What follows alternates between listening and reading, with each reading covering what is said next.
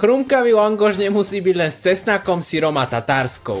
Do vlažného mlieka zamiešame cukor, droždie a dáme na chvíľu bokom. K múke so solou pridáme kyslú smotanu, olej, droždie s mliekom a miesime 8 až 10 minút do hladkého a jemne lepivého cesta. V miske s kvapkou oleja necháme cca hodinu a pol kysnúť. Cesto rozdelíme na rovnaké časti, ja osobne mám rád menšie langoše a vytvarujeme hladké bochníky. Zakrieme, necháme chvíľu podkysnúť a jemne naolejovanými rukami vytiahneme na tenké placky. Na mojej beko indukcii sa dá až z 15 stupňov výkon nastaviť veľmi presne, takže olej drží stále podobnú teplotu a všetky langoše sa vypražajú rovnomerne do zlatista. Papriky so zabaleným cesnakom hodím do tejto bekorúry pod silný horný ohrev, vďaka čomu sa paprika opečie rýchlo do čierna a získa o mnoho lepšiu chuť. Necháme ich zapariť, ošúpeme a vyberieme semienka. Pridáme pečený cesnak, med, jablčný ocot, udenú papriku, soľ a korenie. Rozmixujeme, precedíme a zredukujeme na hustý krém. Slaninu dáme do studenej pánvice, pomaly ju vyškvaríme a vyberieme. Vo výpeku veľmi pomaly na malom ohni karamelizujeme cibulu a nakoniec ju vyvážime kvapkou jablčného octu. Brinzu vymiešame s kyslou smotanou, roztlačeným cesnakom, korením a prípadne štipkou soli. Na čerstvý a ešte teplý langoš ide brinzový krém, cibuľa, chrumkavá slanina, paprikovo-medový krém, prípadne kúsky nakladanej cibule a posypeme celé ešte čerstvou pažítkou.